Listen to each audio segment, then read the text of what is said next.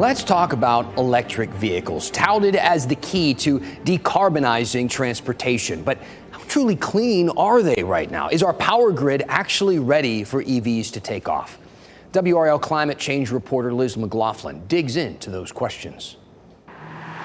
On the road to a future of lower emissions, more than 31,000 North Carolinians have already made the switch to electric vehicles. The EV market share, now 0.5% in the state, is growing at a relatively slow pace.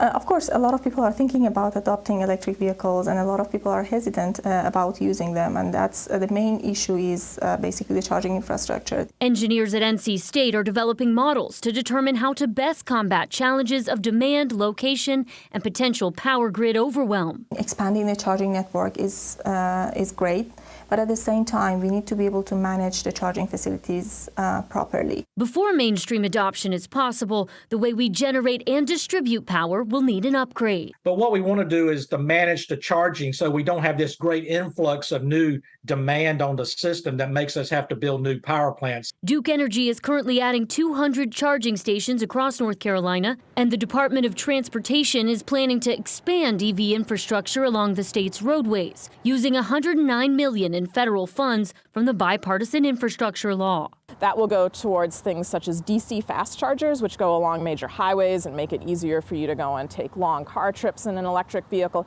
It will also go towards a level 2 charger. This is a level 2 charger right here. Those chargers can take hours and cost more than home charging, which isn't an option for many North Carolinians, raising concerns about equity in EV infrastructure. There are some regional disparities, and so certainly right now the greatest amount of public charging is available in the metropolitan areas of North Carolina and not in the rural areas. Factors to consider before EV adoption moves into the fast lane.